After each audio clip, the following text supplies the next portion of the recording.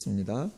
안디옥 교회에 선지자들과 교사들이 있으니 곧 바나바와 니게르라 하는 시므온과 구레네 사람 루기오와 분봉왕 헤롯의 젖동생 마나엔과 및 사울이라. 주를 섬겨 금식할 때에 성령이 이르시되 내가 불러 시키는 일을 위하여 바나바와 사울을 따로 세우라 하시니 이에 금식하며 기도하고 두 사람에게 안수하여 보내니라. 아멘. 사도행전 38번째 시간입니다. 성령의 이끌림이 있는 교회, 이러한 설교 제목인데 두 가지 제목. 첫 번째, 편견의 감옥에서의 자유라고 하는 제목입니다. 편견의 감옥에서의 자유. 크리스티안 슈바르츠라고 하는 분이 자연적 교회 성장이라고 하는 책을 썼습니다. 이 책의 특징은 전 세계에 있는 많은 교회, 한 1000여 개 정도 되어지는 크고 작은 많은 5대양 6대주에 있는 교회들을 다 이렇게 조사를 했어요. 뭘 조사했느냐? 과연 어떠한 특성이 있어서, 뭐가 좀 잘하는 부분들이 있어서 그렇게 건강하게 성경적으로 잘 성장을 해가고 있는 거냐? 반면에 늘 힘들고 어렵고 잘 성장했다가도 반면에 작아지고 힘들어지는 그러한 교회들도 있을 거 아닙니까? 그래서 5대양 6대주의 한 1000여 개의 교회를 그러한 성경적으로 어떻게 건강하고 잘 성장할 수 있는가, 그러한 것들을 조사했어요. 그래서 발표를 했는데 8가지 요소, 질적인 특성이 있다. 잘 성장하는 교회는. 그럼 8가지가 뭐냐? 공통점이, 첫 번째, 사역자를 세우는 지도력, 이건 리더십을 말해요. 두 번째, 은사 중심적 사역, 팀 사역을 말하는 거죠. 리더 한 명이 아니라 많은 리더들이 자기 은사, 하나님이 주신 재능을 따라 잘 역동적으로 사역들을 감당해서 그 팀 사역이 잘 되는 교회가 성장하더라. 세 번째, 열정적 영성, 기도입니다. 네 번째, 기능적 조직, 행정이 체계를 또 잘 갖춰져 있어야 되는 거죠. 주먹구구식으로 이랬다 저랬다 이런 거는 안 좋다, 그런 얘기죠. 다섯 번째, 영감 있는 예배. 여섯 번째, 전인적 소그룹. 일곱 번째, 필요 중심적 전도. 그리고 여덟 번째가 사랑의 관계입니다. 오늘 본문과 연관해서 교회가 건강하고 또 행복하게 잘 성장하기 위해서 필요한 것이 두 가지가 있는데, 하나는 소그룹의 영적인 사랑의 관계다라고 하는 거예요. 소그룹. 지금은 예배 시간이죠. 예배의 기름 부으심도 필요하지만 5명, 6명, 4명, 그것이 구역이든 아니면 전도회든 그러한 소그룹이 모여서 깊이 있는 사랑의 관계, 그러한 교제를 이루어갈 때 그 교회가 잘 성장하더라, 그런 이야기입니다. 할렐루야. 여러분, 과연 여러분은 그런 모임에 어느 정도 참여하시나 한번 생각을 이렇게 해보세요. 과연 나는 그런 모임에 참석을 하나? 그럼 참석을 못한다면 왜 못하시나? 이유가 뭔가 한번 생각을 해보시라는 거죠. 바빠서, 아니면 조금 나를 오픈하는 게 좀 부담스러워서, 아니면 거기에 가면 누구를 만날 텐데 그 구성원 소그룹 중에 누구하고 조금 관계가 어떻다는 거예요? 불편한 거죠. 우리 어르신들 노인정 잘 가십니까? 할렐루야. 노인정에도 많은 분들이 계시잖아요. 잘 안 가셔요. 왜 안 가시나 물어보면 거기 누구누구가 조금 불편하다. 죄송해요, 다른 나라 이야기입니다. 그럴 수 있다, 이런 얘기죠. 그런데 혹 그러한 많은 이야기들 중에 우리가 가지고 있는 어떤 편견 때문에 그 사람을 대하지 못하는 것으로 인해서 그 소그룹에 참석을 못하고 교제를 못하다 보니까 사람의 관계를 맺지 못하는 거 아닌가 하는 거예요. 내 스스로 편견의 감옥에 갇혀 있고 상대방을 또 내가 그 사람을 편견의 감옥에 딱 가둬둬 가지고 선을 딱 거버리는 거죠. 거기에 갇혀 있는데 어떻게 자유롭게 왕래하면서 교제를 할 수 있겠습니까? 안 되는 것이죠. 자유롭게 왕래를 하며 교제를 해야 이게 성장하는데 편견의 감옥에 딱 갇히면 안 된다는 거죠. 오늘 본문에 나오는 안디옥 교회는 초대교회의 세계 선교의 센터의 역할을 감당한 교회입니다. 근데 그 교회는 규모가 큰 교회가 아니에요. 학자들에 의하면 교회도 동굴 속에 있어요. 동굴 속에. 그리고 넓지도 않아요. 몇십 명 정도밖에 들어가지 못하는 교회인 거예요. 재정도 그렇게 많냐? 뭐 그렇게 재정이 많겠어요. 인원이 얼마 안 되는데. 그런데도 그 교회가 1차, 2차, 3차, 4차 로마, 그리고 또 로마, 거기에 가서 복음을 전하는데 선교사들을 파송한 교회가, 후원한 교회가 바로 이 안디옥 교회라는 거죠. 얼마나 역동적인지 몰라요. 그럼 하나님이 어떻게 이 조그만 규모도 작은 이 교회를 그 초대교회에 놀랍게 사용을 할 수가 있었던 거냐. 그 몇 가지 많은 이유들 중에 오늘 1절에서 3절 짧은 구절이지만 중요한 내용을 교훈한다는 거죠. 첫 번째 교훈을 1절에서 한번 생각해 보고자 합니다. 여러분 1절을 보면 이 안디옥 교회에 선지자와 교사가 있었다. 쉽게 말하면 핵심 멤버, 리더, 개척 멤버들이 있었다는 거예요. 몇 명이 나오냐면 5명이 나와요. 첫 번째 바나바. 이 사람은 어떤 사람이냐? 아주 부유한 사람이에요. 가문도 아주 인정받는 가문이에요. 그리고 어려서부터 교육을 잘 받은 사람이에요. 그리고 많은 사람들에게 권위가 있는 사람이다. 위로자다. 인정도 받는 귀한 사람이죠. 그러나 단점은 뭐냐? 어려서부터 율법에 대한 장로님들의 전통에 대한 교육을 아주 뼛속까지 받아가지고 율법에는 강하지만 그리스도 예수의 복음과는 조금 거리가 멀 수도 있는 그러한 사람이에요. 자, 두 번째 나오는 사람은 누구냐? 니게르라고 하는 시므온입니다. 시므온, 연령, 직업, 학력에 대해 아무런 정보를 성경은 제공해 주지 않아요. 단지 니게르라는 사실만을 밝혀요. 니게르, 라틴어로 검다. 여기서 파생된 말이 니그로, 흑인이라는 말이에요. 여러분, 한 교회의 핵심 멤버, 리더가 바나바가 있고 흑인이 있다는 거예요. 바나바는 전통 유대인이에요. 성민의식으로 똘똘 뭉쳐있는 사람이에요. 이방인을 죄인 취급하는 교육을 그렇게 받았던 사람이에요. 근데 그 핵심 멤버 동역자 가운데 오늘 본문에 니게르 흑인인 시므온이라는 사람이 있다는 거예요. 이게 여러분 조합이 잘 된 거예요? 잘 되지 않았죠. 여러분 죄송하지만 제가 무슨 지방색을 그런 걸 조장하려고 하는 건 아닙니다. 절대. 지방색이 있어요, 없어요? 있어요.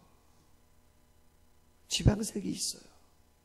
그래서 죄송하지만 따로따로 그런 게 있을 수 있단 말이죠. 좋은 의미는 좋은 거지만 부정적으로 그것이 작용할 때는 공동체에 좀 안 좋은 영향을 미치는 거거든요. 바나바는 부유한 좋은 유대 가문의 사람인데 시므온은 이방인의 흑인이라 말이죠. 어떻게? 쉽지 않죠. 세 번째 사람은 구레네 사람 루기오라는 사람이에요. 구레네, 요즘 아프리카 있죠? 아프리카. 리비아라고 하는 나라를 성경시대에는 구레네 그렇게 불렀어요. 아프리카 사람, 다른 거 뭐 아는 게 있나? 아무것도 없어요. 쉽게 말해서 루기오라는 사람은 무명의 사람이에요. 가문도 모르고 직업도 모르고 그가 어떻게 살아왔는지도 모르고 아무것도 모르고 감추어진 사람이에요. 그냥 리비아 사람, 요즘으로 이야기하면 이민 온 사람이죠. 여러분 요새 전 세계가 뭐 때문에 좀 고민을 하고 있습니까?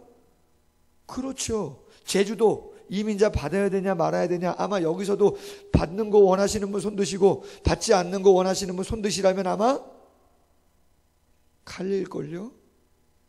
이유가 있잖아요. 그만큼 쉽지 않다는 거죠. 자, 그런데 네 번째 사람, 분봉왕 헤롯 안티파스의 젖동생 마나엔이다. 여러분, 분봉왕 헤롯 안티파스의 젖동생이다. 젖동생, 한 어머니의 젖을 먹고 자라난 친형제 혹은 어릴 적 중마고우를 뜻한다. 마나엔이라는 사람은 왕족, 귀족 출신이라는 거예요. 왕족, 귀족 출신. 근데 루기오라는 사람은 이방 사람이라는 거죠. 왕족, 귀족과 이방 사람, 무명의 존재. 여러분, 왕가면 얼마나 유명한 사람이겠어요. 더군다나 헤롯 안티파스의 젖동생이래요. 여러분, 내가 설교 말씀했습니다. 지난주에 헤롯이 성경에 몇 명 나온다고요? 4명 정도 나온다고 말씀을 드렸었어요. 그 중에 이복 동생 헤롯 빌립의 아내 헤로디아를 강제로 데려다가 아내 삼고 자기 아내는 버려버리고, 그것이 잘못됐다고 충언을 했던 세례 요한, 경건한 하나님의 선지자를 옥에 가뒀다가 목을 친 사람이 누구냐면 오늘 본문에 나오는 헤롯 안티파스라는 사람이에요. 왕족은 왕족이지만 유대인들로 보면 하나님 나라에서는 참으로 못된 사람이죠. 로마에 빌붙어서 아부하는 매국노 같은 사람. 근데 이런 사람이 교회의 핵심 리더의 역할을 하고 있다는 거예요. 마지막 5번째는 누구예요? 사울, 바울이죠. 여러분, 사울은 어떤 사람이었습니까? 예수님을 핍박했던 사람. 가장 잔인하게 핍박했던 사람, 교회 공동체를 깨트리려고 그렇게 혈안이 되었던 사람이 사울이라는 사람인데, 그가 지금 안디옥 교회의 핵심 멤버다 이 말이에요. 과연 이게 가능한 일입니까? 만약에 서로가 서로를 향해서 저 사람 흑인이야, 저 사람 노예였을 수도 있어, 나는 유대 가문이고 나는 왕족인데, 또 한편에서 말합니다. 왕족이면 뭐해? 매국노인데, 저 집안이 매국노 집안이었는데, 바나바는 좋은 사람, 귀한 사람이지만 뼛속까지 율법으로 똘똘 뭉쳐있는 사람이야, 복음과는 거리가 있는 사람이야, 그렇게도 얘기할 수 있는 거 아닙니까? 그럼에도 불구하고 안디옥 교회는 편견 없이 그들을 자신들의 편견의 감옥에 꽉 가둬두지 아니하고 그들을 놓아주고 그들이 마음껏 사역을 감당하도록 애를 써준다는 거죠. 할렐루야. 여러분, 저희가 임직식을 했잖아요. 집사님들도 세우고 권사님들도 세우고. 여러분들이 지금까지 신앙생활을 하면서 여러 교회들을 경험하실 수 있는데, 저도 경험한 교회 중에 어떤 교회는요, 중직자가 오더라도요, 우리가 이 교회에서 몇십 년을 봉사했는데, 주일학교 때부터 우리 어머니 할아버지 때부터 이 교회를 섬기면서 여기까지 왔는데, 뭐 다른 교회에서 장로님이 됐든 권사님이 됐든 집사님이 됐든 우리 교회 온 지 3년밖에 안 되고 5년밖에 안 됐는데 중직자를 준다. 말도 안 돼. 좋은 의미의 검증을 하거나 좋은 의미의 어떤 신뢰관계가 쌓이는 데는 시간이 필요할 수도 있지만, 그러한 적절한 시간이 지났음에도 불구하고 부정적으로 텃세를 부리는 경우가 있어요, 없어요? 있거든요. 그러면 그 교회가 성장을 잘 할 수 있겠어요? 못하겠어요? 잘 못한다, 그런 이야기예요.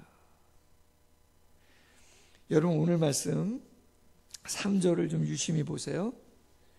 이에 금식하며 기도하고 두 사람에게 안수하여 보내니라, 이렇게 돼 있죠. 그 5명의 핵심 멤버 중에서 바나바와 바울을, 솔직히 여러분, 바나바는 안디옥 교회 담임 목사님이고 바울은 부목사님 격이에요. 솔직히는 그들이 그 안디옥 교회를 세웠던 거거든요. 자, 그런데 그들을 지금 선교사로 파송한다 그래요. 보내준다는 거예요. 쉬운 일이 아니죠. 그럼 그 다음은 누가 맡아야 돼요? 그렇죠. 시므온과 느그로와 또한 분봉왕 헤롯의 덧동생이었던 마하나인 그런 사람들이 섬겨야 되는 거예요. 그런데도 아무런 잡음이 나타나지 아니하고 그걸 그대로 이루고 있다는 거죠. 어떻게 그럴 수 있었는가? 여러분, 3절 제일 하반절 말씀에 보내니라 라고 하는 단어가 있죠. 이 보낸다라고 하는 이 단어의 의미는 그냥 보내준다, 보낸다, 작별한다, 이러한 의미만 있는 게 아니에요. 이 보낸다라고 하는 뜻의 원형은 아펠리오라고 하는 단어인데, 전치사 아포, 어디에서 라고 하는 뜻과 동사 리오, 풀다, 놓아주다 라고 하는 단어가 합쳐진 거예요. 무슨 얘기하냐면, 보내니라 라고 하는 단어는 어디로부터 풀어주다, 놓아주다, 어디에 매여 있었는데, 어디에 갇혀 있었는데 그 사람을 풀어준다, 자유롭게 해준다, 이런 뜻이란 말이에요. 율법에 매여 있던 사람이지만, 노예로서 매여 있던 사람이지만, 무명의 사람으로 서럽게 지나왔던 과거의 시간, 아픔에 점철된 사람이지만, 매국노 취급받았던 사람이지만, 핍박자요 포행자라고 그렇게 낙인이 찍혀있던 사람이지만, 그 굴레에서, 그 감옥에서, 그 편견에서 어떻게 한다는 거예요? 놓아준다는 거죠. 아멘? 놓아준다는 거예요. 홍 목사님 예전에 초등학교 때 시험 보면 30점, 50점 밖에 못 맞았을 때 체육만 수여 때, 맞아요. 그 점수를 또 우리 홍표순 집사님이 늘 채점을 했네요. 홍표순 집사님은 공부를 좀 잘하셨거든요. 그러니까 시키는 거죠, 채점을 선생님이. 근데 막내 동생인 홍만표 목사는 늘 30점, 50점. 깜짝 놀래요. 수가 있어요. 과목이 뭐겠어요? 어떻게 잘하셔요? 체육 하나 딱 순 거죠. 다른 건 다 양이나 간 거죠. 몇 학년 때까지요? 여러분, 6학년 때까지 그러면 제가 얘기도 못하죠. 노는데 정신이 팔려가지고. 그렇다고 해서 늘 저 아이는, 홍만표 목사는 양이나 가만 만나. 그렇지 않죠. 그때는 그랬어도, 아멘? 중학교에 가서. 왜 그러세요? 똑같은 거예요? 똑같은, 할렐루야. 뭐 아마 여기 지금 뜨끔하신 분들 꽤 계실 거야, 지금. 뭐 뜨끔까지는 아니어도. 추억이 되살아나시는 분들이겠죠. 가정에 아픔이 있었고, 몸이 아팠었고, 사업에 실패했었고, 시험을 잘 못 봤었고, 작년에 직분을 잘 감당 못했었고, 뭔가 내 스스로 그 사람에 대해서, 또 공동체가 그분에 대해서 뭔가 가지고 있는 편견의 감옥이 있는데, 이 안디옥 교회는 그러한 편견의 감옥을 잘 풀어주더라, 놓아주더라, 자유케 해주더라. 할렐루야. 그 교회다. 자, 그럼 여러분, 어떻게 그렇게 할 수가 있었겠습니까? 오늘 성경이 강조하는 단어가, 반복되는 단어들이 몇 가지 나오는데, 금식이라는 단어가 2번 나와요. 그 다음에 기도와 안수, 안수도 기도하는 거잖아요. 그러니까 기도라는 단어가 또 몇 번 나와요? 2번 나와요. 그리고 성령이라는 단어가 또 몇 번 나와요? 2번씩 나와요. 2번 나와요. 금식하며 기도했더니 하나님의 성령이 역사하시는데 이 안디옥 교회는 그 성령의 이끄심에, 성령의 이끌림에 잘 반응하는 교회가 되었다, 그런 얘기예요. 할렐루야. 그래서 교회는, 목사나 성도님들은 정말 열심히 어떤 면에서는 뭐 해야 된다고요? 기도하셔야 되는 거예요. 제가 지난 수요일 날 갈라디아서 5장을 강해하면서 말씀을 드렸어요. 이사야 34장에 모든 말씀은 다 짝이 있다는 말씀을 하면서 한번 엮어봤어요. 연관되는 구절들을. 어떤 구절을 엮었냐면 이렇게 말씀을 엮어봤어요. 잠언서 4장 23절, 무릇 지킬 만한 것보다 더욱 내 마음을 지켜라. 생명의 근원이 이에서 난다. 뭘 지키라고요? 마음을 지키라는 거예요. 그럼 마음을 어떻게 지키냐? 성경에 봤더니 마음을 지키는 방법이 나오는데 빌립보서 4장 6절로 7절에 오직 모든 일에 기도와 간구로 너희 구할 것을 감사함으로 하나님께 아뢰라. 그리하면 지각에 뛰어난 하나님의 평강이 그리스도 예수 안에서 너희의 마음과 생각을 지키시리라. 할렐루야. 마음을 지켜야 되는데 마음을 지키려면 기도하라는 거예요. 그럼 기도하면 마음을 어떻게 지킬 수 있는가? 어떻게 지킬 수 있다는 건가? 어떻게? 마태복음 7장 11절에 보니까 7절 이하에 구하라, 찾으라, 두드리라. 그 하나님 어떻게 한다는 거예요? 주신다는 거죠. 응답한다는 거예요. 그러면서 마태복음 7장 11절에 뭐라고 되어 있냐면, 야, 너희가 자녀가 너희에게 떡을 달라 그러면 돌 줄 사람 어디 있고, 생선 달라 그러는데 뱀 줄 사람 어디 있냐. 구한다면 하나님이 좋은 거 주신다는 거예요. 뭘 준다고요? 좋은 거 준다는 거예요. 근데 마태복음 7장 11절에는 좋은 것으로 표현되어 있지만 누가복음 11장 13절에는 그 좋은 것을 정확하게 뭐라고 이야기하냐면 이렇게 이야기합니다. 너희가 구한다면 하나님이, 따라해보세요, 성령을 주시지 않겠느냐. 마음을 지키는 건 기도인데, 기도하면 하나님이 우리에게 뭘 주신다고요? 성령을 주신다는 거예요. 그럼 성령을 주신다는 거는 뭐냐? 성령이 우리 마음에 충만한 건 뭐냐? 갈라디아서 5장 22절과 23절에 성령이 충만하면요, 열매가 맺어져요. 뭐가 맺어져요? 열매. 성령의 9가지 열매가 나오는데 사랑과 희락과 그 다음에 뭐예요? 화평이 나와요. 뭐가 나온다고요? 화평이 나와요. 화평이.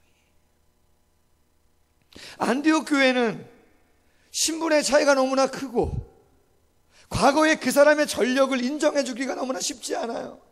아픔으로 점철되어 있고 힘든 상황으로 점철되어 있지만 그 사람을 바라보는 그 개인과 공동체의 시선은 절대로 그를 가둬두지 않고 성령에 이끌림 받아요. 금식하며 기도했더니 성령이 주시는 마음이 있어서 모두가 그러한 마음으로 서로를 바라보려고 애를 쓰더라. 할렐루야. 사랑을 그리는 우리 교회가 조금 더 그러한 마음들로 충만해지길 소원합니다. 두 번째 제목, 오늘 설교 제목이에요.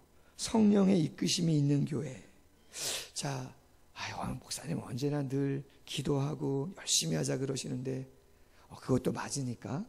그러나 두 번째 제목을 통해서 강조하고 싶은 것은, 여러분 오늘 본문 말씀 어디를 보시냐면 2절을 한번 보세요. 거기에 보면 하나님의 일하시는 모습이 나오는데 어떻게 기록되어 있냐면 이렇게 되어 있어요. 주를 섬겨 금식할 때에 성령이 이르시되 내가 불러 시키는 일을 위하여 바나바와 사울을 따로 세우라 하시니, 내가 불러 뭐 하는 일이요? 시키는 일을 위하여. 정확한 번역은 이렇습니다. 내가 불러 시키기로 이미 작정한 일을 위하여. 이런 말이에요. 내가 하나님께서 하시고자 하시는 그 이미 작정한 일이 있는데 그 일을 이루기 위해서 바나바와 바울을 따로 세우라는 거예요. 그럼 여러분 질문합니다. 하나님이 이미 하시고자 작정하신 일은 뭐겠습니까? 목사님 너무 쉬운 걸 물으시는군요. 세계 선교겠죠. 복음을 가지고 유럽에, 아시아에, 로마에 복음 전하는 거죠. 자, 그 일을 위해서 지금 누가 첫 발을 띄는 거예요? 바나바와 바울이.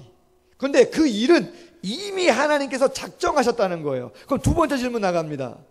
그럼 하나님이 언제 작정했을까요? 바나바와 바울을 세계 선교를 위해서 안디옥 교회를 통해서 보내시고자 언제 작정을 하셨겠냐 이 말이에요. 사도행전 9장에서 다메섹 도상에서 그리스도인들 잡으려고 막 대제사장의 공문을 가지고 막 혈기가 그죠? 많아가지고 그리스도인들을 핍박하려고 할 때 딱 만나셨잖아요. 예수님이 사울아 사울아 왜 나를 핍박하느냐 나는 예수다 이야기하면서 이방인의 그죠? 복음을 전하는 그릇으로 택했다 그러면서 말이죠. 그럼 그때 작정하신 거예요? 아니죠. 구약의 선지자였던 예레미야라는 사람은 그가 한 50평생, 50년, 20대 초반에 부름을 받아서 70대까지 주의 사역을 한평생 감당했는데 그가 이렇게 고백을 합니다. 예레미야 1장 5절에서 내가 너를 모태에 짓기 전에 너를 알았고 내가 배에서 나오기 전에 너를 성별하였고 너를 여러 나라의 선지자로 세웠다. 아멘. 선지자 예레미야를 하나님이 남유다의 선지자로 사용하시기를 작정하셨는데 언제 그러한 작정을 계획을 하셨냐? 모태에 짓기 전에 너를 알았고 배에서 어머니 배에서 나오기 전에 너를 성별했고 여러 나라의 선지자로 세웠다는 거예요. 아멘. 그럼 여러분 바울은 언제 작정했을까요? 이방의 사도로. 그렇죠. 동일하죠. 지금 오늘 본문 사도행전 13장에 나오는 바울의 나이는 47살 정도 됩니다. 몇 살이요? 47살. 그럼 그가 사도행전 9장에서 예수님을 만났을 때는 몇 살인가? 31살 정도 됩니다. 31살 내지 2살. 그리고 지금 몇 년 지난 거예요? 15년 정도 지난 거예요. 15년 정도. 그럼 여러분 생각을 해보세요. 지금 세계 선교의 사역을 감당하기 위해서 가장 막중한 사명을 가지고 가야 되는 사람인데 바울이라는 사람은 어떤 삶을 살았던 사람인가 한번 보시라는 거예요. 지금 전해야 되는 복음을, 그리스도를, 그분을 따르는 공동체를 핍박했던, 심지어는 스데반을 죽이기까지 하는, 돌로 쳐 죽이는데 앞장서는 전력을 가지고 있던 사람이에요. 무슨 얘기인지 아시겠죠? 그럼 여러분 많고 많은 사람 중에 왜 바울입니까? 하나님의 창세 전에 그가 태어나기 전에 그를 선택하셨다면 그런 흠이 없을 때 그런 잘못이 없을 때 얼마든지 주의 사역을 잘 감당할 수 있는 그때에 그를 딱 부르셔야 되는 거 아닌가 그런 얘기예요. 요셉과 다윗과 성경에 나오는 수많은 사람들 겪지 않아야 될 상처가 있어요. 겪지 않아야 되는 아픔이 있어요. 도저히 그 나이에서는 그렇게 바빠가지고는 그렇게 약해가지고는 그렇게 자녀가 속썩여가지고는 도저히 주님께서 사용하실 수 없는 사람이 있어요. 우리가 볼 때에는 말이죠. 인간의 편견과 잣대 속에서는. 근데 성경 보세요. 하나님이 그런 사람을 부르세요. 바나바, 율법이 뼛속까지 있는 사람, 니그로, 흑인, 매국노, 핍박자 작정하셨다는데 저는 여러분 오늘 본문을 묵상하면서 이런 생각을 해봤어요. 제 자신부터가 그리고 성도님들도 도전을 드리는 거예요. 여러분 우리는 이런 이야기를 많이 해요. 사업이 잘 되면 그때 봉사할게요. 우리 아이 대학 들어가고 나면 그때 봉사할게요. 내가 건강을 조금 되찾으면 그때 할게요. 좀 시간에 여유가 있으면 그때 할게요. 여러분, 그런 봉사나 그런 헌신이나 그런 거는 누구나 다 할 수 있는 것들이에요. 여러분, 누가복음 21장 2절에 나오는 가난한 과부의 두렙돈이 있지 않아요? 그게 왜 그렇게 큰 거죠? 그게 왜 그렇게 큰 거예요? 그럼요. 액수로 보면 부자가 훨씬 많이 냈죠. 그럼요. 여러분, 요나가 니느웨 성에 가서 외치는 것이 왜 그렇게 대단한 건가? 그냥 가면 가는 거지. 그 니느웨 성은 피의 성이에요. 아주 강포와 늑탈이 끊이지 않는 아수르의 수도인데 아주 못된 사람들이 많은 곳이에요. 거기엔 가면 죽는 거예요. 그런데 요나가 처음엔 불순종했다가 나중엔 어떻게 해요? 가잖아요. 아멘? 그게 대단한 거죠. 여러분이 상황이 안 되는데 분주하시고 능력도 없어 보이고 배움도 좀 짧아 보이시고 뭐 말주변도 별로 없으신 것 같은데 여러분의 지금의 모습은 하나님을 사랑하는 마음은 간절하고 진리가 무엇인지 알고 영원한 것이 무엇인지 알기 때문에 나는 부족하고 연약하지만 하나님이 나를 사용하신다면 내 자신을 드리겠습니다. 내가 알고 있는 주님은 그 약함도 부족함도 내 상황을 다 아시기 때문에 얼마든지 역사하실 수 있습니다 라고 결단하고 하나님께 나아가면 하나님은 그런 사람을 쓰는 거예요. 그런 사람을 드러나게 하는 거예요. 할렐루야. 너무 중요한 말씀인 것이죠. 오늘 본문에 나오는 5사람은 절대로 그렇게 세워질 수 있는 사람이 아니에요. 그런데 그들이 금식하고 기도해서 성령의 이끄심을 받자 순종하고 그리고 그러한 일들을 감당해 나아가는 것이죠.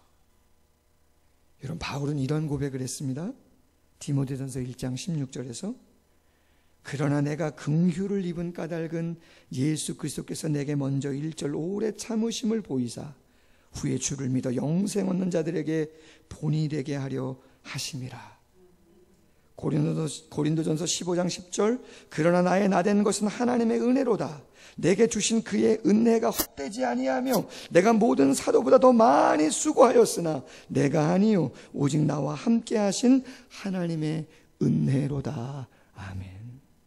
만약에 여러분 바울이 아무런 과거의 실수나 상처나 아픔도 없이 가장 좋을 때, 가장 잘 나갈 때, 자랑할 것이 많았을 때 만약에 부름받아 했다면 하나님의 역사가 그렇게 영광이 드러날 수 있었을까? 쉽지 않을 수 있습니다. 아멘?